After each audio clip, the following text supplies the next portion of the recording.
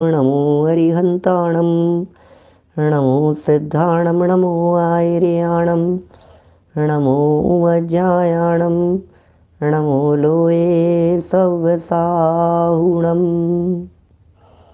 ओकारं बिन्दुसंयुक्तं नित्यं ध्यायन्ति योगिनः कामदं मोक्षदं चैव ओंकाराय नमो नमः अविरल शब्द घनोग प्रक्षालित सकल भूतल मलकलंका मुनिभिरुपासित तीर्था सरस्वती अरतुनो दुरितान् अज्ञानतिमिरान्धानां ज्ञानाञ्जनशलाकया चक्षुरुन्मिलितं येन तस्मै श्रीगुरुवे नमः।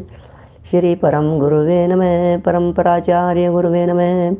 सकल कलुष विध्वंसकं श्रेयसां परिवर्धकं धर्म संबंधकं भव्य जीव मन प्रतिबोधकारकं पुण्य प्रकाशकं पाप प्रणाशकमिदं शास्त्रं श्री संयम प्रकाश नामधेयम् अस्य मूल ग्रंथकर्तारे श्री सर्वज्ञ देवास्तदुत्तर ग्रंथकर्तारे श्री गणधर देवा प्रतिगणधर देवा तेषां वचनानुसारं वासाद्य आचार्य श्री कुंदामनाय आचार्य सूर्यसागरेण विरचितं श्रोतारे सावधानतया शृण्वन्तु।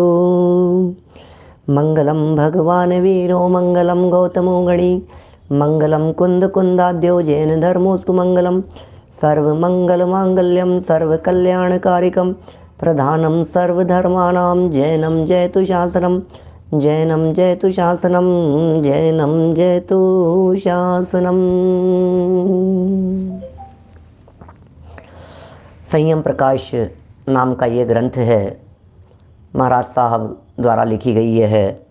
सुंदर रचना और प्रकरण चल रहा था यहाँ स्वाध्याय के संदर्भ में, और बड़ी सुंदर सुंदर बातें स्वाध्याय से संबंधित यहाँ आ गई। स्वाध्याय कब करना, स्वाध्याय के भेद कितने प्रकार के हैं, उस स्वाध्याय के काल से संबंधित, स्वाध्याय के लिए जो नियत काल कहा गया है क्या उसके अतिरिक्त समय में स्वाध्याय नहीं किया जा सकता है।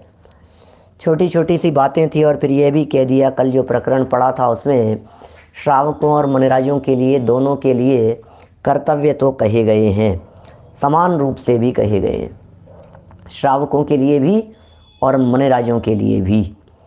और बहुत सी बातें ऐसी है जो कॉमन है, ग्रंथ में अलग से तो नहीं कही जा रही है, लेकिन फिर भी स्वीकार कर लेने योग्य है। मैंने अलग से तो नहीं है, जैसे मान लो मुनिराजों का वर्णन किया तो फिर उसमें कुछ वर्णन कर दिया उन्होंने स्वाध्याय वगैरह के बारे में, है मुनिराजों की मुख्यता से, लेकिन गौणपने श्रावकों को भी अपने जीवन में उन बातों को अपना ही लेना चाहिए। ये सब चर्चाएं की, और चर्चाएं करने के उपरांत यह भी कह दिया कि भाई श्रावक भी द्वादशांग के पाठी हो सकते हैं, लेकिन श्रुत केवली नहीं हो सकते। श्रुत केवली संज्ञा तो मुनिराजों के लिए ही दी जाएगी, प्रयोग की जाएगी। श्रावकों में माने देवगति के जीवों की चर्चा कर ली, लोकांतिक देव हैं, सर्वार सिद्धि वाले देव हैं, अनुदिश और अनुत्तरों में रहने वाले अहमिंद्र भी अनेक प्रकार के आगम पाठी जैसे हो सकते हैं, ऐसा कहा जा सकता है। द्वादशांग के ज्ञाता होते हैं, उपचार से उन्हें द्वादशांग का ज्ञाता कहा जाता है। जब वो द्वादशांग के ज्ञाता हो सकते हैं, स्वर्ग के देव, वैभव संपन्न देव जब उसके ज्ञाता हो सकते हैं, तो फिर श्रावक क्यों नहीं हो सकता। और श्रावक बनाने की विधि, जैन अन्वय, उस विधि की यहाँ चर्चा की थी, किस पद्धति से अजैन को जैन बनाया जाता है, ये भी एक सुंदर प्रकरण था। आज हम पहुँच रहे हैं अंग बाह्य की तरफ। अंग बाह्य, देखिए प्रकरण को शुरू करते हैं। पेज नंबर 498, 498 नंबर का यह पेज है। हमने यह माना, ऊपर जो बात कही गई है, पर क्या ऐसे सूत्र जो गणधरादि द्वारा रचित हों इस समय में मिलते? क्या इस जमाने में, क्या इस समय में, क्या इस काल में, क्या वर्तमान युग में ऐसे शास्त्र मिलते हैं जो गणधरों के द्वारा रचे गए हों? मूल ग्रंथ हैं, आगम हैं हमारे पास में, भगवान महावीर स्वामी की वाणी अवेलेबल है। ये एक प्रश्न बहुत सुंदर चित्त में उठता है, मन में उठता है, उसका जवाब दिया है नहीं भाई नहीं है।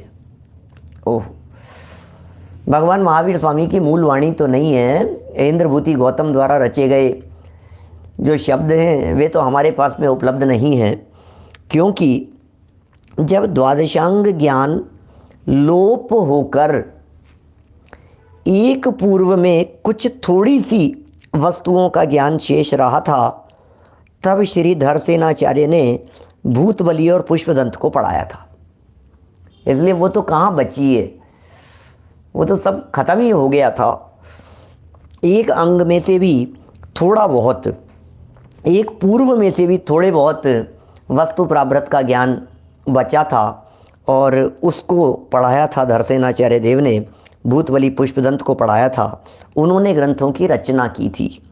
वे गणधर, श्रुतकेवली, पूर्वधर तथा 10 पूर्व के पाठी थे नहीं, वे नहीं थे। भाई विपिन जी फिरोजाबाद, वे नहीं थे। धरसेनाचार्य द्वादशांग के ज्ञाता नहीं थे, वे 11 अंगों के ज्ञाता भी नहीं थे, वे 11 अंग 10 पूर्व के ज्ञाता भी नहीं थे, वे पूर्वधर भी नहीं थे, 10 पूर्व के पाठी भी नहीं थे, वे श्रुतकेवली भी नहीं थे। अतएव उनकी रचना सूत्र, अंग, पूर्व, वस्तु प्रावृत एवं प्रावृत नहीं, किंतु अंग बाह्य श्रुत है। मैंने सोचो तो सही, आप ये धरसेनाचार्य देव की रचना को अंग बाह्य कह करके पुकार रहे हैं। माने हमारे पास में अंग पूर्व तो नहीं है, हमारे पास में जो कुछ भी उपलब्ध है वो सब उपलब्धि अंग बाह्य है। देखिए सचिन जी, 2 तरह के आगम हैं अपने यहाँ, एक को अंग प्रविष्ट कहा है, एक को अंग बाह्य कहा है।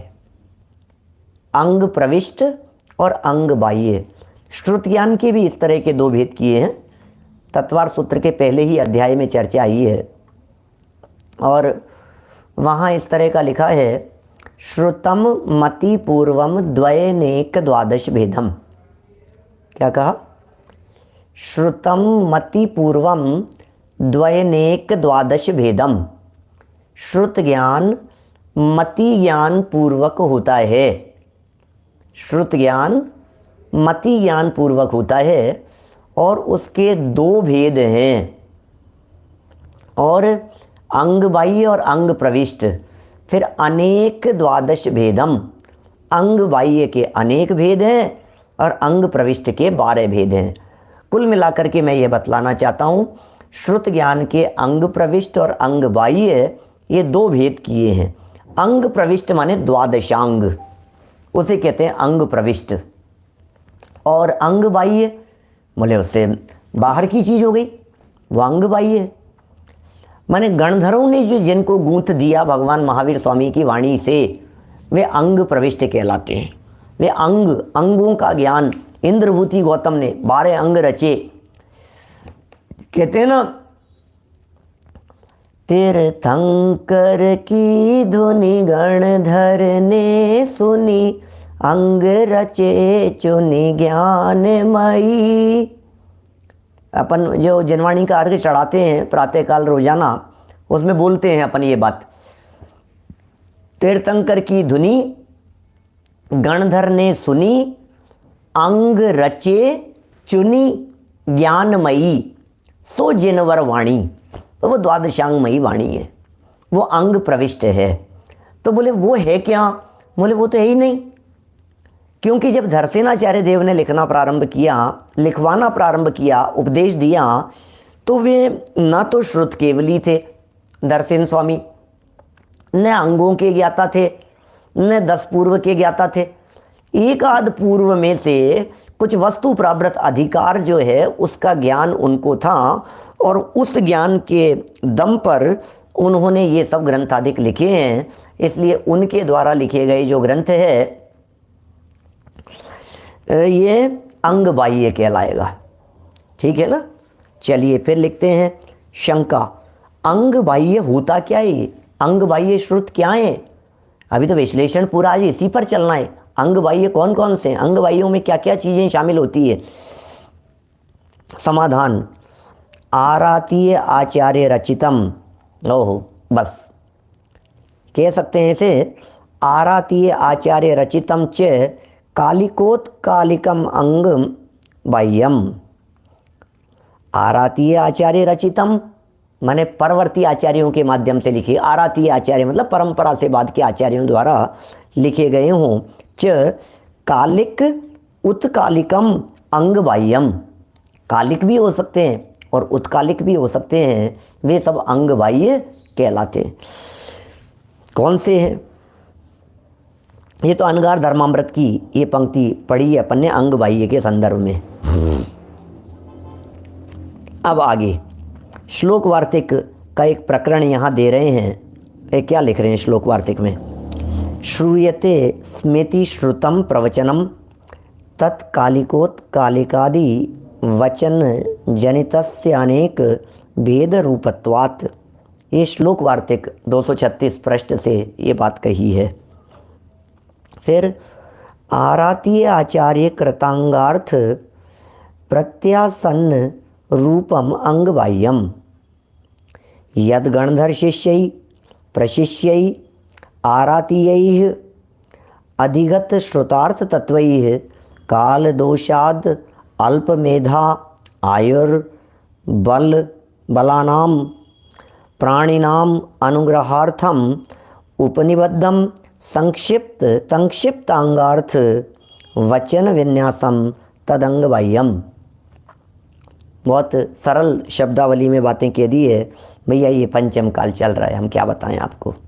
ये काल तो हीन काल है, ये काल तो पंचम काल है। अभी बताएंगे कालिक और उत्कालिक भी, आप विकल्प नहीं करें। कालिक माने काल, समय, टाइम। उत्कालिक माने काल को छोड़कर, बिना काल के जो समय पर पढ़ा जाए वो कालिक है, जो समय के बिना भी पढ़ा जाए वो उत्कालिक है। अभी समझा रहे हैं। शब्द हो सकता है बहुत सारे लोगों के लिए नए हों, लेकिन ज़िंदगी में कभी तो नए शब्दों को सुनना ही पड़ेगा। हो सकता है अंग प्रविष्ट और अंग बाह्य ये बातें भी आपके लिए नई नई हो, ये बात भी संभव है। लेकिन क्यों विकल्प करते हैं? अंग प्रविष्ट और अंग बाह्य नए हैं, कोई बात नहीं। अभी कल वापस रिपीट करूँगा तब तो पुराने हो जाएंगे, फिर नए थोड़ी ना रहेंगे। आज आपने कालिक और उत्कालिक नए शब्द सुने हैं, कल यदि मैं कालिक और उत्कालिक शब्द दोबारा बोलूँगा तो अभय जी ये तो पुराने हो जाएंगे ना, फिर तो नए नहीं रहेंगे। देखिए, पंचम काल के अल्प बुद्धि, अल्प आयु तथा अल्प बलशाली प्राणियों के आग्रह के लिए, अरे पंचम काल के लोग हैं, अल्प बुद्धि वाले हैं, अल्प आयु वाले हैं, अल्प बल है, अल्प शक्ति है, क्या बताएं। ये सब पंचम काल के जीवों की स्थिति बड़ी विचित्र है। ऐसे प्राणियों के आग्रह के लिए अंग श्रुत का संक्षिप्त अर्थ लेकर, अंग श्रुत अंगों का, आचार अंग सूत्र कृतांग आदि का संक्षिप्त अर्थ लेकर जो ग्रंथ रचे गए हों उनको अंग बाह्य श्रुत कहते हैं।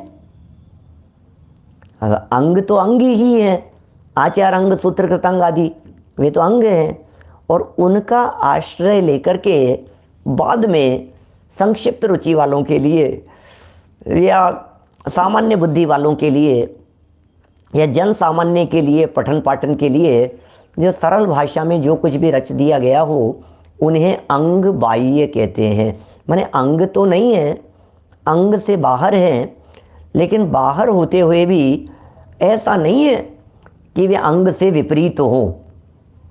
माने भगवान महावीर स्वामी की वाणी के विपरीत नहीं है। ये सब लिख रहे हैं नीचे, नाम भी बताएंगे, अभी समय सार का नाम भी लेंगे। इस लक्षण में यह स्पष्ट है कि अंग बाह्य श्रुत प्राणी मात्र के कल्याण के लिए है। अंग बाह्य, इससे ये बात स्पष्ट हो गई है। जब जनागम में अंग बाह्य की चर्चा की तो इसका मतलब वो स्पष्ट कर रहे हैं कि प्राणी मात्र के लिए है अंग बाह्य की चर्चा। हर जीव के लिए है, जीव मात्र के लिए। कोई भी पढ़ सकता है, कोई भी सुन सकता है, कोई भी स्वीकार कर सकता है। अंग बाह्य की चर्चा प्रत्येक जीव के लिए है, क्योंकि सरल लोगों के लिए, मंद बुद्धि वालों के लिए, कम परिश्रम वाले लोगों के लिए, सब के लिए ये बात लिखी है यहाँ पर। उनमें श्रावक और मुनि दोनों आ गए अंग बाह्य पढ़ने वालों में। इसके भी दो भेद हैं अंग बाह्य के। पहला कहा है कालिक और दूसरा कहा है उत्कालिक। कह रहे हैं एक तो है कालिक और दूसरा है उत्कालिक। अब मोक्ष मार्ग प्रकाशक ग्रंथ कैसा है? बोले उत्कालिक है ना, कभी भी पढ़ सकते हैं उसे। इसलिए इस काल में सूत्र की चर्चा छोड़कर केवल अंग बाह्य श्रुत पर ही विचार करना चाहिए। माने ये कह रहे हैं इस वर्तमान समय में, इस वर्तमान युग में अंग तो है नहीं, या इस वर्तमान समय में अंग तो बचे नहीं है ही नहीं। द्वादशांग के पाठी कहाँ है? उपलब्ध कहाँ है?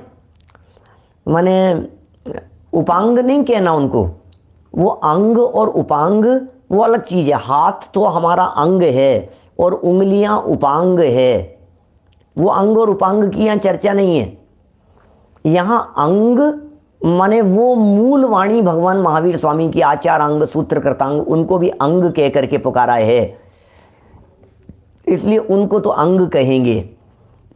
और उन अंगों का आश्रय लेकर के जो कुछ भी और लिखा गया हो वे सब अंग बाह्य कहलाएंगे। तो यहाँ अंग बाह्य की चर्चा कर रहे हैं। बोले अंगों की तो बात ही नहीं है, क्योंकि अंतिम श्रुत केवली हुए हमारे यहाँ भद्रबाहु स्वामी। भद्रबाहु स्वामी अंतिम श्रुत केवली कहलाए। अंतिम श्रुत केवली भद्रबाहु स्वामी थे और उनके बाद कोई भी श्रुत केवली नहीं हुआ, द्वादशांग का पाठी नहीं हुआ। फिर तो बस 10 पूर्व के ज्ञाता और फिर घटते घटते घटते घटते रह गए। फिर बहुत कम रह गया तो लिखना शुरू हुआ। अब जब बहुत कम रहने पर लेखन की परंपरा शुरू हुई तो ये कहना चाह रहे हैं अब जो भी चर्चा करनी है उपलब्ध ग्रंथों में ही तो करनी है। जो उपलब्धि नहीं है उनको तो आप कहाँ से पढ़ लेंगे, कहाँ से समझ लेंगे, कहाँ जाएंगे, तो बात ही खत्म हो गई। तो उपलब्ध ग्रंथों की चर्चा में इसका मतलब अंग बाह्य में ही हमें सारा बुद्धि लगानी है। जितनी भी बुद्धि लगानी है वो सब अंग बाह्य में लगानी है। अब अंग बाह्य दो तरह के, एक तो अंग बाह्य में भी समय की मर्यादा का जिसमें ध्यान रखा जाए वो कालिक है, काल का जिसमें ध्यान रखा जाए। माने कैसी स्थिति है। और जो दूसरा है उत्कालिक जिसे यहाँ कहा गया है वो काल को छोड़कर, समय को छोड़कर जो पढ़े जा सकते हैं, किसी भी समय पढ़े जा सकते हैं, मध्य रात्रि में पढ़े जा सकते हैं, सुबह दोपहर शाम उठकर बैठकर घूम फिर कर चलकर बैठे बैठे झूले पर झूलते हुए भी आप जिन्हें पढ़ सकते हैं उनको हम कहेंगे उत्कालिक। जिन्हें काल की मर्यादा नहीं है वे उत्कालिक कहलाते हैं। इसलिए इस काल में सूत्रों की चर्चा को छोड़कर केवल अंग बाह्य श्रुत पर ही विचार किया जाना चाहिए। हम सिर्फ अंग बाह्य की ही चर्चा यहाँ आपके बीच में कर रहे हैं, अंगों की चर्चा करने योग्य नहीं लग रही है। यहाँ अंग बाह्य कितने प्रकार के हैं? फिर प्रश्न किया, अंग बाह्य श्रुत के भेद, शंका उठाई। अंग बाह्य कितने प्रकार का है? फिर कह दिया समाधान 2 प्रकार का है, कालिक और उत्कालिक। अब फिर बार बार में मतलब उदाहरण दे रहे हैं, फिर उस चीज़ को समझा रहे हैं। यहाँ बड़ी सुंदर बात कहने वाले हैं। यहाँ अभी बहुत ही गजब की बात निकल करके सामने आने वाली है। आत्मार्थी स्वाध्यायी लोगों की तो कली कली खिल जाए। इस तरह के कभी कभी ये बातें खोल करके सामने रख देते हैं। राजवार्तिक, श्लोकवार्तिक, अनगार धर्मामृत में इसका वर्णन है। अब आप खोलिए, राजवार्तिक खोलिए, श्लोकवार्तिक खोलिए, अनगार धर्मामृत खोल करके देखिए, वहाँ आपको ये बातें मिलेगी। अब कौन किसके पास में फुर्सत है बताओ मेरे को। पंडित जी 2 टाइम आपका प्रवचन सुन लेते हैं, 3 टाइम प्रवचन सुन लेते हैं, 4थी टाइम भी सुन लेते हैं हम कभी कभी, तो 4 समय तो आपके प्रवचन में ही निकल जाता है हमारा समय। अब हमारे पास में कहाँ फुर्सत है कि हम श्लोक वार्तिक भी खोलें और राजवार्तिक भी खोलें और अनगार धर्मामृत कहाँ मिलेगा और उसकी PDF मंगाएं और उसमें प्रकरण देखें और खोलें। तो आप ही बता दो क्या है। तो मैंने कहा यार मैं कहाँ से बताऊँ। तो फिर मैंने महाराज साहब से कहा तो उन्होंने कहा चिंता मत करो, मैं लिख देता हूँ यहाँ पे, तुम्हें ज़्यादा राजवार्तिक खोलने की ज़रूरत नहीं है।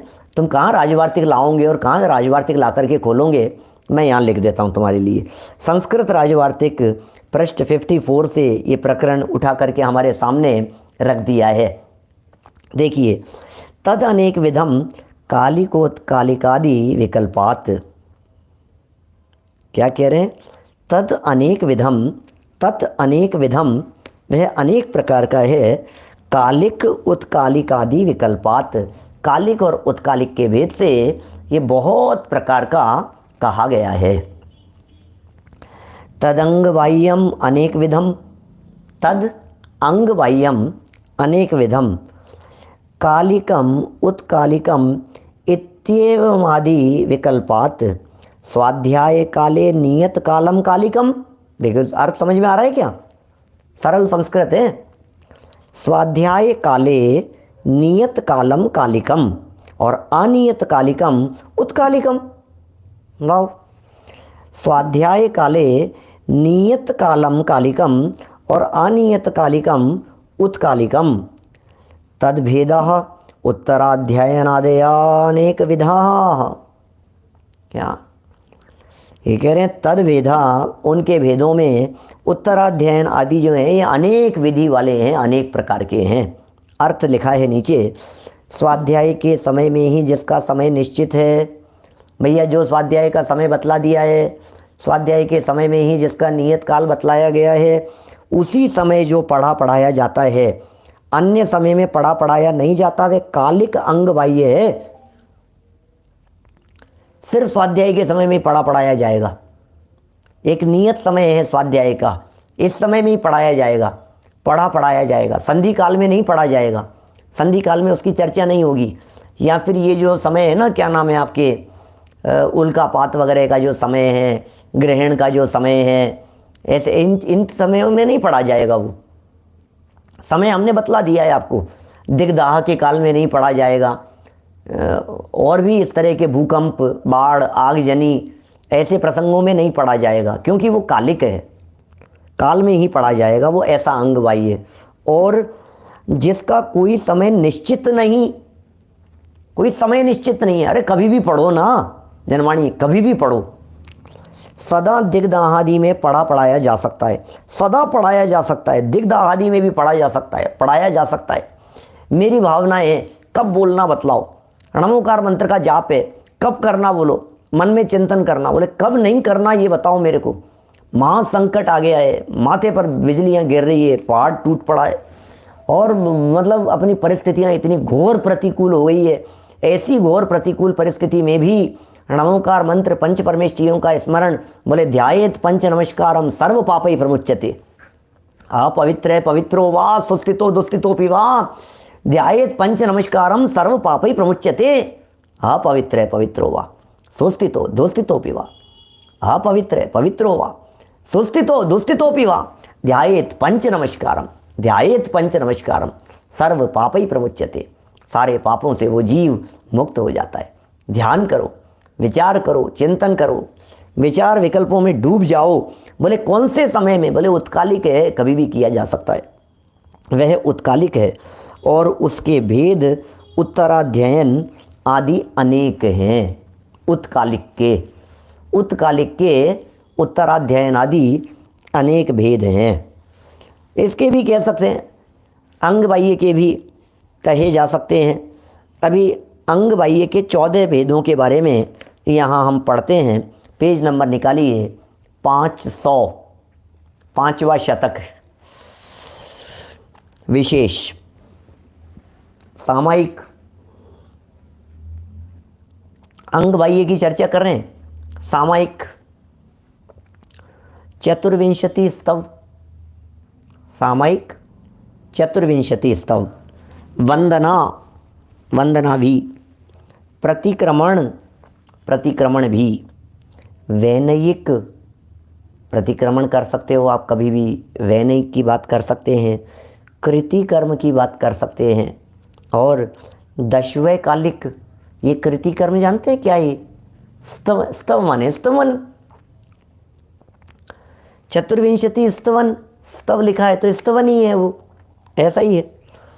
कृति कर्म की चर्चा कल अपन ने पढ़ी थी ना। अपन ने कृति कर्म, मैंने कहा था सत्यभूत कृति कर्म नाम के अंगभूत में नित्य नैमित्तिक क्रियाओं का वर्णन है।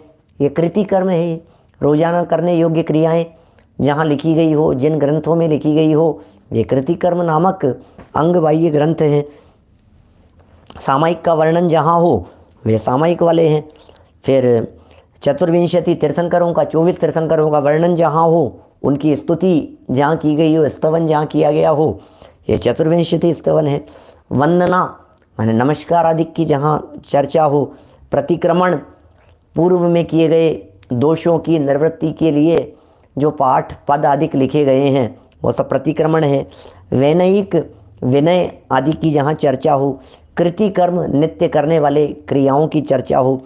दशवें कालिक इन्हीं तरह के वर्णन है। दशवें कालिक और उत्तराध्यायन ये जो दो ग्रंथ हैं, इन दो ग्रंथों की चर्चाएं भले ही दिगंबर परंपरा में आज इनको भी उपलब्ध नहीं मानते हम, दशवें कालिक उत्तराध्यायन को, लेकिन इनकी सत्ता तो इस पंचम काल में भी रही है, क्योंकि इनके नामोल्लेख न केवल यहाँ किए हैं, इनके नामोल्लेख सरवार सिद्धि वगैरह ग्रंथों के अंदर भी किए हैं। और श्वेतांबर परंपरा में तो ये ग्रंथ ही मानते हैं बिल्कुल। बोले ये कौन सा ग्रंथ है? बोले उत्तराध्यायन। हमने उत्तराध्यायन भी पढ़ा और हमने दशवें कालिक भी पढ़ा, परिचयात्मक अध्ययन हमारे कोर्स में था। तो दशवें कालिक की रचना कैसे हुई, क्या हुआ, उसमें किन किन बातों का वर्णन है, उत्तराध्यायन के अंदर क्या क्या है, ये सब बातें। अभी ये जो है ना मंगलाचरण, कभी कभी आपने सुना होगा। अभी मैं कहाँ गया था, कौन सी जगह पर मैंने ये मंगलाचरण देखा, 2 पंक्तियाँ। दशवें कालिक का मंगलाचरण है। धम्मो मंगल मुक्किट्ठम अहिंसा संयमो तमो देवावितम नमन सत्ती जस धम्मे सयामणो। ये दशवें कालिक का मंगलाचरण है। माने धम्मो मंगलम उक्किट्ठम, धम्मो मंगलम उक्किट्ठम, धम्मो मंगलम उक्किट्ठम अहिंसा संयमो तवो। अहिंसा संयम और तप जिसके लक्षण हैं, देवावितम नमन संति, देव लोग भी उन्हें आकर के वंदन करते हैं। किन्हें? जस धम्मे सयामणो, जिसके हृदय में धर्म निवास करता है। देवावितम नमन संति, देव लोग भी उसे आकर के वंदन करते हैं। दशवें कालिक का मंगलाचरण है। जब पढ़ा था तभी याद किया था। तो मेरा कहने का मतलब यह है, कितनी उत्कृष्ट बात है इसमें भी। आप देखो, माने जिस अहिंसा धर्म की, संयम और तप जिसके जीवन में उतर गए हों, जो भेद विज्ञानी हों, ऐसे व्यक्ति की स्वर्ग के देव लोग भी यदि उतर करके वंदना करें, जय जयकार करें, तो इसमें कौन से आश्चर्य की बात है? देखो लिख दिया यहाँ पर सामने, धर्म ही मंगल है, उत्तम है। अहिंसा संयम तप ये सब उसके धर्म हैं। और महावीर स्वामी कहते हैं कि जो ऐसा धर्मात्मा है, जिसके मन में सदा धर्म रहता है, देव लोग भी उसे वंदन करते हैं। देवावितम नमन संति, इसका अर्थ नहीं आया भैया, अधूरी बात आई है। देवावितम नमन संति, देवावि देव लोग भी ये कहते हैं, नमस्कार करते हैं उन्हें। नमन संति किसे? कि जस धम्मे सयामणो, जिसके हृदय में धर्म सदा निवास करता है, उसे ही नमस्कार करते हैं देव लोग भी। जरा देखिए यहाँ दशवें कालिक और उत्तराध्यायन के बाद कहा कल्प व्यवहार, कल्पाकल्प, महाकल्प, इनमें सब में कल्पवासियों का वर्णन है, स्वर्गों का वर्णन है, वो सारे विषयों का वर्णन इनमें सब मिलेगा। पुंडरीक, महापुंडरीक, निषिद्धिका, इनमें भी सब इसी तरह के, किसी में चरित्र का वर्णन है, किसी में क्या क्या काम करने योग्य नहीं होते हैं, ऐसी बातों का वर्णन है। ये 14 भेद अंग बाह्य के हैं, उनको प्रकीर्णक भी कहते हैं।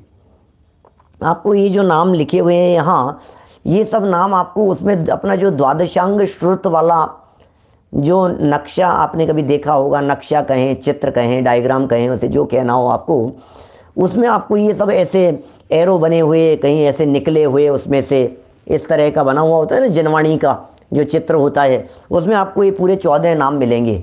आचार अंग सूत्र कृताम वगैरह तो मिलेंगे ही, और ये भी सब आपको नाम उसके अंदर दिखाई देंगे, उपलब्ध होंगे।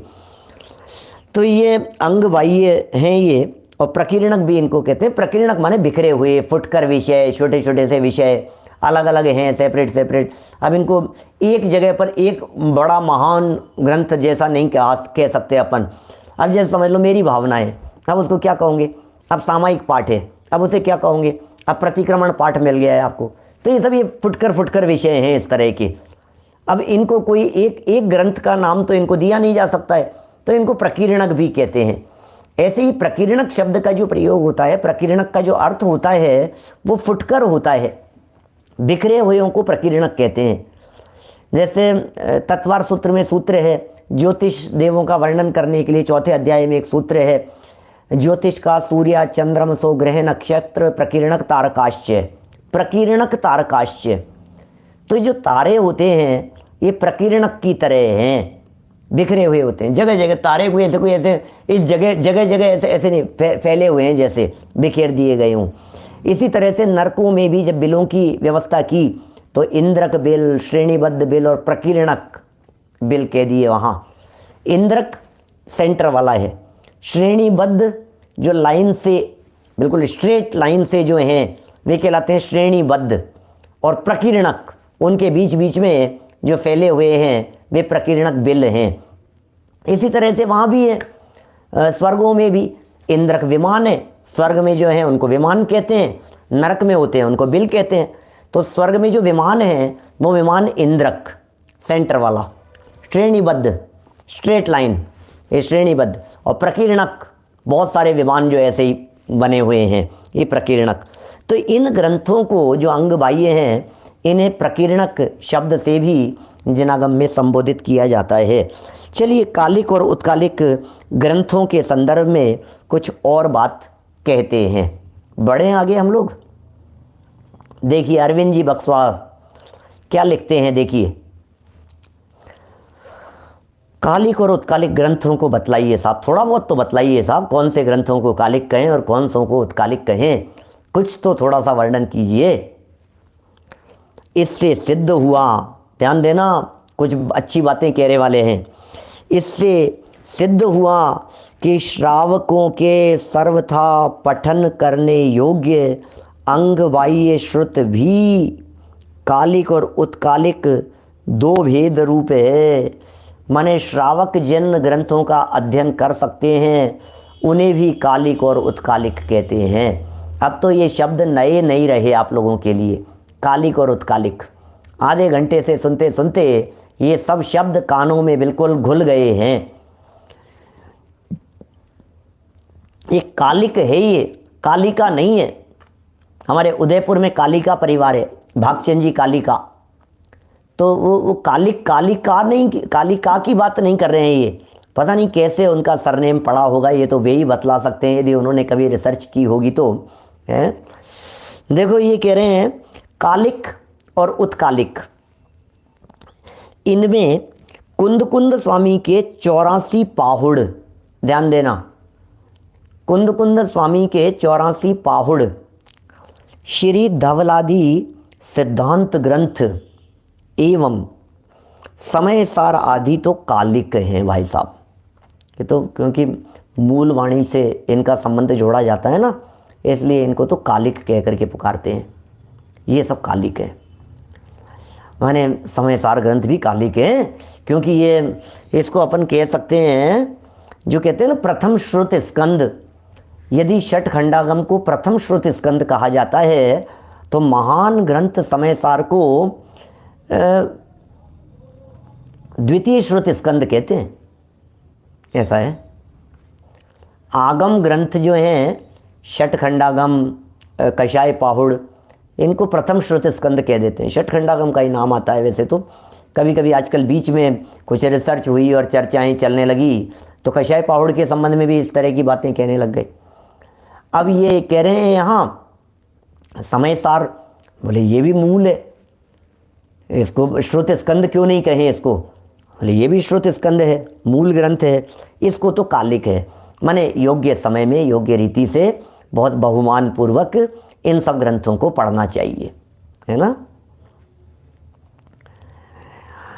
इनके सिवाय पद्म पुराण, अब ये कह रहे हैं उत्कालिक के अंदर कौन कौन सी बातें शामिल होगी। पद्म पुराण पढ़ो आप, आदि पुराण पढ़ो, उत्तर पुराण, हरिवंश पुराण, प्रद्युम्न चरित्र आदि प्रथमानुयोग के, रत्नकरण श्रावकाचार, ये श्रावकाचार ग्रंथ ये सब चरणानुयोग के हो गए। तो रत्नकरण श्रावकाचार, क्रियाकोश, विद्वत जन बोधक, सामायिक आदि दंडक, समस्त श्रावकाचार, पूजादि प्ररूपक ग्रंथादि, जब इच्छा हो, जब इच्छा हो, जब इच्छा हो। ओहो, ये क्या कह रहे हैं ये? जब इच्छा हो तब भी पढ़े जा सकते हैं, ये उत्कालिक है। ओहो, धन्य है हमारा भाग्य। रमेश बुरीचा जी साहब, हम सब धन्य हैं, हम सब भाग्यशाली हैं जिन्हें ऐसे वचन पढ़ने को मिल रहे हैं। भैया, जब पढ़ना हो तब पढ़ो, जब करना हो तब करो, सामायिक करो, दंडक पढ़ो, रत्नकरण श्रावकाचार पढ़ो, क्रियाकोश पढ़ो, भक्ति साहित्य पढ़ो, पूजन साहित्य पढ़ो, पुराण साहित्य पढ़ो, प्रथमानुयोग पढ़ो, चरणानुयोग पढ़ो। जब आपको विकल्प आए, आधी रात को उठ करके, क्या ये प्रथमानुयोग के शास्त्रों को भी उत्कालिक कह रहे हैं। आप कभी भी, उत्कालिक का मतलब कभी भी पढ़ सकते हैं। क्या आप कभी भी भेज सकते हैं, कभी भी पढ़ सकते हैं, कभी भी स्वाध्याय कर सकते हैं। इनका ये टाइम बाउंडेशन नहीं है, इनके अंदर कोई रेस्ट्रिक्शन नहीं है। क्या किसी भी तरह का कोई इसमें आपको प्रतिबंध नहीं है, प्रतिबंध से परे है ये। और इसका मतलब ये है भैया जनवाणी की बातें हैं, भैया शास्त्रों की बातें हैं, भैया स्वाध्याय करो जब मिले। आधी रात को भी, रात को 2 बजे उठ कर के भी नींद नहीं आ रही है, जनवाणी खोल करके बैठ गए। नित्य बोधक भारती कहते हैं जनवाणी को, माँ जनवाणी भारती, नित्य बोधक भारती, जो भव्य जन को भव समुद्र से सदा ही पार उतारने वाली है। ये जनवाणी माँ नित्य बोधक है, सदा ज्ञान कराने वाली है। इसलिए इतने सुंदर शब्दों के यहाँ प्रयोग हो गए। कभी भी पढ़े जा सकते हैं, जब इच्छा हो तब पढ़ सकते हो। देखिए, श्रावक धर्म संग्रह के पृष्ठ 72 पर 72 नंबर पेज पर भी इसी प्रकार लिखा है। दिग्दाहादि के समय सिद्धांत ग्रंथों का अंग पूर्वों का पठन, पाठ या पाठन वर्जित है। श्रावक धर्म संग्रह ग्रंथ में लिख रहे हैं, स्तोत्र आदि तथा आराधना धर्म कथादि ग्रंथों का पठन पाठन वर्जित नहीं है। इनका पठन पाठन वर्जित नहीं है। तत्वार्थ सूत्र उत्कालिक है, कभी भी पढ़ाया जा सकता है, पढ़ा जा सकता है। तत्वार्थ सूत्र को कालिक नहीं कहा गया है, ठीक है ना। तत्वार्थ सूत्र काल के प्रतिबंध से परे है, कभी भी पढ़िए आप, कोई बाधा नहीं है। किसी भी समय तत्व चर्चा ही करो, जब आपको करना हो तब आप तत्व चर्चा करो, करते रहो, सुनते रहो, पढ़ते रहो, जब आपका मन हो तब करो। चलिए देखिए कितना स्पष्ट कह दिया है। कहाँ श्रावक धर्म संग्रह में भी इस तरह की बात कह दी है कि धर्म कथादिक जो ग्रंथ हैं उन ग्रंथों का पठन पाठन वर्जित नहीं है। बहुत है साहब, प्रदीप पाटनी जी साहब, इस जन्म में भी हमारे पास में कोई कमी नहीं, इतना है। तत्वार्थ सूत्र के अंदर जो वर्णन थोड़ा बहुत भूगोल वगैरह का आ गया है, माने जैन भूगोल के संदर्भ में जो तीसरे अध्याय में जो चर्चा है, कोई बात नहीं, उसमें क्या है, पढ़ सकते हो आप, सब पढ़ो। देखो फिर ज्ञान का अंग जो काल शुद्धि है वो क्या है। लो अब अभी देखो प्रश्न उठाया इन्होंने, किसी व्यक्ति के मन में ये प्रश्न उठ रहा हो कि साहब फिर कालाचार का क्या होगा, आपने तो छूट दे दी है पढ़ने की, आपने तो इन ग्रंथों को पढ़ने की भी शुद्धि दे दी, छूट दे दी है, इन ग्रंथों को पढ़ लो। अब हमें तो यही समझ में नहीं आ रहा है, आपने पढ़ने के लिए कह दिया, और वो जब हमने सम्यक ज्ञान का अंग पढ़ा था तो उसमें कालाचार नाम की चर्चा की थी। अब क्या करेंगे इस कालाचार का। अब हमें ऐसा लग रहा है कि पढ़ें कि नहीं पढ़ें, जब ये कालाचार की बात कह दी है तो जवाब लिख रहे हैं, जो ग्रंथ काल शुद्धि में पढ़ने पढ़ाने के हैं, काल शुद्धि में, योग्य काल में, काल शुद्धि के अंदर ही पढ़ने पढ़ाने के हैं, ऐसे कालिक ग्रंथों को दिग्दाहादि में न पढ़ें पढ़ावें। ठीक है ना, मतलब ऐसे ग्रंथों को आप नहीं पढ़ें। अब देखिए मूल समय सार नहीं पढ़ने की बात कही है, अब उसकी टीकाएं, अब उसकी व्याख्याएं, अब उनके ऊपर उपलब्ध प्रवचन, ऐसा बहुत विस्तार हो गया है, डाइल्यूट हो गया है, वो उतना कंसंट्रेट नहीं रहा है, उतनी पावर नहीं बची है उसमें, वो मूल नहीं है।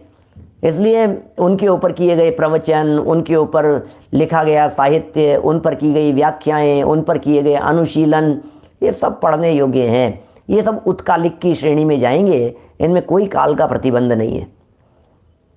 यहाँ तो मूल गाथाओं की बात है, मूल गाथा पाठ कोई कर रहा हो उसका यहाँ निषेध है।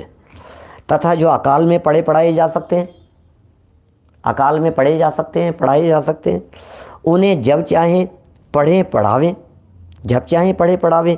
इसी को काल शुद्धि कहते हैं, इसी को कालाचार कहते हैं, या काल विनय नामक ज्ञान का अंग कहते हैं। ये ज्ञान का अंग है, यही काल शुद्धि है। आपने विचार विवेक रख लिया तो ठीक है। आपको रत्नाकर पढ़ने, आप कभी भी पढ़िए, प्रवचन रत्नाकर जब पढ़ने हो तब पढ़िए, समय सार अनुशीलन जब पढ़ने हो तब पढ़िए।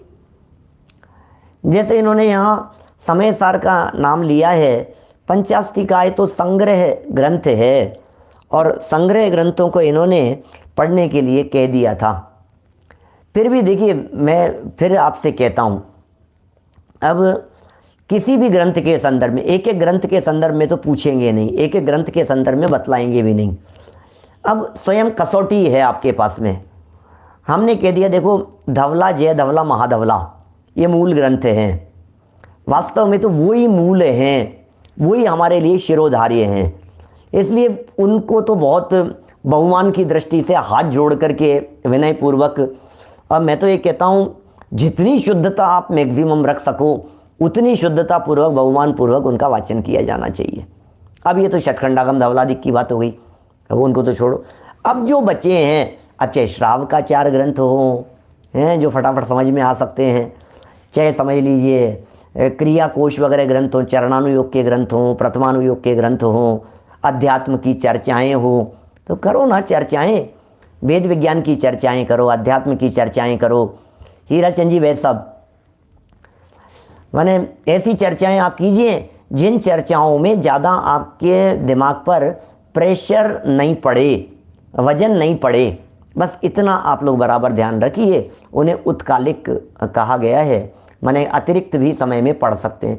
समय सार का यहाँ जो एक कालिक कह करके पुकारा गया है, समय सार को ध्यान देना, एक बहुत महत्वपूर्ण बात कहता हूँ, आपको जचेगी, मैं तर्क की कसौटी पर कस करके बात कह रहा हूँ। समय सार को जो कालिक कहा गया है, वो कालिक क्यों कहा गया है?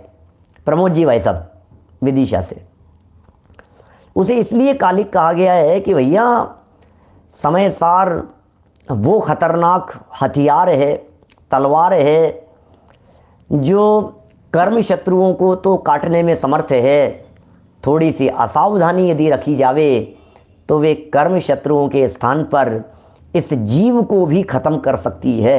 ऐसी खतरनाक है वो समय सार।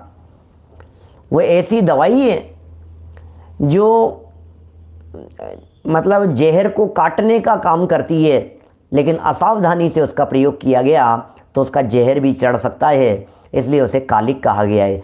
योग्य समय में योग्य अवसर पर शांत चित्त से उपयोग की एकाग्रता पूर्वक, अरे शुभ भाव करेगा तो भी नरक में, शुभ भाव को कहीं हे कहेंगे, कहीं कुछ कहेंगे, कहीं पुण्य पाप की समानता की चर्चा करेंगे, तो तुम यदि उपयोग स्थिर नहीं होगा तो तुम अपने हाथ पांव कटा बैठे होंगे। इसलिए उसे कालिक कहकर के पुकारा है। तुम्हें दिग्धा आदि की प्रसंग परिस्थितियां बन रही है, चित्त विचलित है, तुम चलते फिरते उसको पढ़ लो, ऐसा नहीं है समय सार। समय सार इस तरह का नहीं है कि घूमते फिरते चलते फिरते हाँ कानों में पड़ गया सुन लिया, हाँ सुन रहा हूँ बैठा हूँ चल रहा हूँ चल रहा है, ऐसा नहीं चलेगा। बहुत चाहिए उसके लिए समय। हाँ आप पद्म पुराण चलते फिरते पढ़ रहे हो तो चलेगा, कोई बात नहीं। पद्म पुराण तो क्या है, कहानी है, प्रसंग है, आपको चलेगा। भक्ति पाठ बोले चलते फिरते भी चलेंगे कि साहब मैं गाड़ी में चल रहा हूँ, मैं पाठ बोल सकता हूँ कि नहीं, मेरी भावना बोल सकता हूँ कि नहीं, बोल सकते हो। कि साहब मैं गाड़ी चला रहा हूँ प्रभु पतित पावन बोल सकता हूँ कि, बोल लो, क्या फ़र्क पड़ गया है। कि समय सार बोले बेटा मारा जाएगा, सावधान रहना थोड़ा सा, ये समय सार ऐसे ऐसे ऐसे नहीं है, चलते फिरते वाली चीज़ नहीं है। इसमें थोड़ी सी सूक्ष्मताएं हैं समय सार में, और वो सूक्ष्मता जानना बहुत ज़रूरी है। देखो पद्म पुराण तो ऐसा है जिस पे प्रवचन की ज़रूरत ही नहीं है। पद्म पुराण तो खुद ग्रंथ खोल करके बैठो, कथा कहानी चलती जाती है। कभी मन होगा तो कभी चलाएंगे, ऐसा वाचन करेंगे उसका। माने जो समय सार के अभ्यासी हो गए हों विवेक जी, जो लोग बहुत अभ्यासी हो गए हों, जिन्हें उसमें कुशलता हासिल हो गई हो, जो परिपक्व हो गए हैं, जिन्हें कहीं खतरा होने की संभावना नहीं है, फिर वे पढ़ सकते हैं, माने फिर उनका निषेध नहीं है, क्योंकि फिर तो उनके लिए वो कालिक नहीं रहा, फिर वो उत्कालिक में बदल गया, ऐसा भी कह सकते हैं आप, है ना। देखिए कह रहे हैं फिर ज्ञान का अंग जो काल शुद्धि है वो क्या है, पढ़ लिया क्या मैंने। जो ग्रंथ काल शुद्धि में पढ़ने पढ़ाने के हैं, ऐसे कालिक ग्रंथों को दिग्दाहादि में ना पढ़ें, ना पढ़ावें, तथा जो अकाल में पढ़े पढ़ाए जा सकते हैं उन्हें जब चाहें पढ़ें पढ़ावें। इसी को काल शुद्धि, कालाचार या काल विनय, ये सब 3-4 शब्द दे दिए हैं यहाँ इसके लिए। काल शुद्धि भी कह दिया है, कालाचार भी कह दिया है, काल विनय भी कह दिया है, आदि नामक ज्ञान का अंग कहते हैं। यदि संध्या सचमुच स्वाध्याय के लिए अकाल ही होता, अब देखो इनका तर्क महाराज साहब का, इससे महिमा आती है कभी कभी इनकी बातों को देख करके। ये कितने स्वाध्यायी थे, ये कितने स्वाध्याय प्रेमी थे, इनके चित्त में स्वाध्याय करने कराने का कितना बहुमान था। जैसे कहा ना, ज्ञान ध्यान तपो रखते हैं, तो ज्ञान में लीन रहने वाले, ध्यान में लीन रहने वाले, ज्ञान की प्रेरणा देने वाले थे ये कह रहे हैं। यदि संध्या काल, जो संधि का जो काल है, जिसमें अपन पढ़ने सुनने का निषेध कर रहे हैं, यदि सचमुच स्वाध्याय के लिए वो अकाल ही होता, तो सर्व जगत हितैषी परम भट्टारक देवाधिदेव श्री तीर्थंकर प्रभु की वाणी उसी समय खास कर न खिड़ती। लो, जो 3 जगत के जीवों का उद्धार करने वाले हैं, जगत हितैषी है, जगत हितैषी, परम भट्टारक, देवाधिदेव हैं, देवों के देव हैं, तीर्थंकर हैं, ऐसे परमात्मा की वाणी वो तो संधि काल में खिरती है। उनकी वाणी वो कैसे खिरती, खासकर उसी समय में। वाणी का खिरना जिसे आप अकाल कहते हैं, उसी में होता है। लो, प्रभु की वाणी जो खिरती है वो उसी समय में खिरती है जिसे आप अकाल कहते हैं। इससे भी सिद्ध हुआ कि संध्या काल अकाल है ही नहीं। लो, संध्या काल अकाल है ही नहीं, अब क्या कहें। कहाँ अकाल अकाल समझ करके उसे छोड़ने के लिए बैठे हो। अच्छा देखिए, जो पढ़ने वगैरह का जो निषेध वाली जो बात आई है, उसे अकाल कह करके जो बात कह दी गई है, वो कदाचित इसलिए भी कह दी गई है, इधर तो प्रभु की वाणी खिल रही है, तो अपना ग्रंथ खोल करके बैठा है, इस दृष्टि से भी उसे अकाल कह दिया गया हो। लेकिन वो काल खराब नहीं है, यहाँ ये कहना चाह रहे हैं, वो काल खोटा नहीं है। भाई यहाँ भगवान की वाणी खिरने का समय हो रहा है और तुम कह रहे हो कि मैं अपना प्रवचन चलाऊंगा, तो यार ये तो ठीक नहीं है बात, यार ये तो योग्य नहीं है। प्रभु की वाणी जिस समय हो रही है तो प्रभु की वाणी का लाभ लो सभी लोग। देखिए कह रहे हैं, ये ख़त्म करता हूँ, विषय को पूरा करता हूँ मैं। भगवान की वाणी किस समय खिरती है ये बताओ, भगवान की वाणी कौन से समय गिरती है? शंका, भगवान की वाणी संध्या को खिरती है, यह कैसे, ये बतलाओ। भगवान की वाणी संध्या के समय में ही खिरती है, ये कैसे है? तो जवाब, समाधान, अनगार धर्मामृत का ये यहाँ प्रमाण दे रहे हैं। अनगार धर्मामृत का पुवन है मज्जन है पज्जिमाए रत्तीये छच्छक घड़िया निग गए दिव्य झुणी कही सो तथे। अनगार धर्मामृत क्या कह रहे हैं यहाँ पर? अर्थ, पूर्वान्न, मध्याह्न और अपराह्न।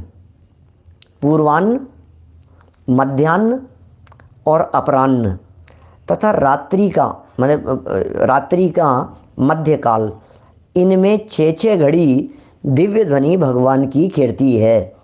उसमें सूत्रों का अर्थ विशद रूप से कहा जाता है। ये सब भगवान की दिव्य ध्वनि कौन से समय खिरती है? बोले पूर्वान्न में खिरती है, मध्याह्न में खिरती है, अपराह्न में खिरती है और फिर मध्य रात्रि में खिरती है। अब ये मध्य रात्रि के अंदर जो वाणी खिरती है वो विशेष परिस्थितियों में गिरती है, कभी कभी विशेष अवसरों पर, विशेष महापुरुषाधिक का योग हो जाने पर। ऐसा नियमित तो नहीं है, नियमित तो 3 समय और विशेष प्रसंगों पर 4 समय। फिर शंका, पूर्वान्न, मध्याह्न और अपराह्न क्या है? ये क्या है? प्रश्न उठा दिया गया। रात्रि के अंत की 3 घड़ियाँ और दिन के प्रारंभ की 3 घड़ियाँ मिलकर 6 घड़ी का समय पूर्वान्न है। क्या कह दिया? रात्रि के अंत की 3 घड़ियाँ। रात्रि का अंत कब होगा? जब सूर्योदय होने वाला होगा। सूर्योदय का समय समझ लीजिए 6:32 का है, प्रातःकाल 6:30 का मानो। सूर्योदय का समय 6:30 का है, सुबह का समय। तो उससे 6:30 के जस्ट पहले वाला जो समय है वो रात्रि का अंतिम समय कहलाएगा। तो वो अंतिम 3 घड़ी, 1 घड़ी 24 मिनट की, इसका मतलब 72 मिनट पहले, सूर्योदय से 72 मिनट पहले और सूर्योदय के 72 मिनट बाद। 24 मिनट की 1 घड़ी होती है, 3 घड़ी पहले और 3 घड़ी बाद। तो ये 72 और 72 144 मिनट का ये काल हो गया।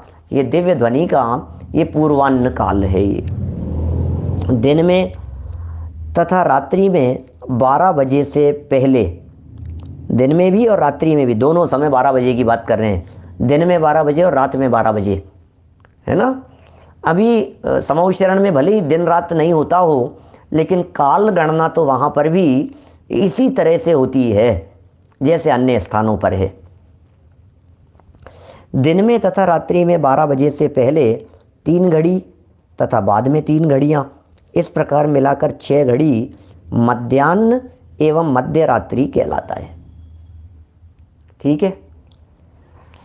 तथा दिन के अंत की, माने सूर्यास्त समय की बात कर रहे हैं, माने सूर्यास्त के समय में दिन के अंत की 3 घड़ी की 3 और आरंभ की, दिन के अंत की 3 और आरंभ के रात्रि की 3 घड़ियाँ, माने क्या कहेंगे, दिन का अंत मतलब वही सूर्यास्त होने के जस्ट पहले, और रात्रि का प्रारंभ माने सूर्यास्त होने के जस्ट बाद।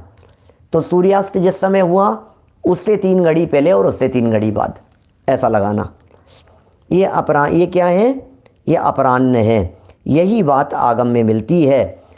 क्या कह रहे हैं ये? तिस्रो अहोन्त्या निशा, क्या लिखा? तिस्रो अहोन्त्या निशा आदि। तो इस तरह से 3 समय ये कहे गए हैं, जो संधि काल के कहे हैं। उस समय में प्रभु की वाणी कीर्ति है। ये बात यहाँ हो गई। एक नया प्रकरण ये शुरू कर रहे हैं, बड़ा मज़ेदार प्रकरण है। कई लोग कई तरह की बातें करते हैं भगवान के नहीं, कुंदकुंदाचार्य देव के वक्र ग्रीव होने के संदर्भ में, कि उनकी गर्दन इसलिए टेढ़ी हो गई थी कि उन्होंने अकाल में पढ़ लिया था कि क्या हुआ था। ये एक सुंदर प्रकरण कुंदकुंदाचार्य देव को आधार बना करके, वक्र ग्रीव के संदर्भ में अकाल में ग्रंथ पढ़ने को आधार बना करके बनाया गया है। कल इस पूरे प्रकरण को अपन पढ़ेंगे। अभी यहाँ समय सीमा संपन्न। जनवाणी स्तुति। जनवाणी। जावाणी के ज्ञान ते सूझे लोकालोक, सोवाणी मस्तक नमू सदा देत हूँ ढोक, सदा देत हूँ ढोक। नमो हरिहंत, नमो सिद्धांत, नमो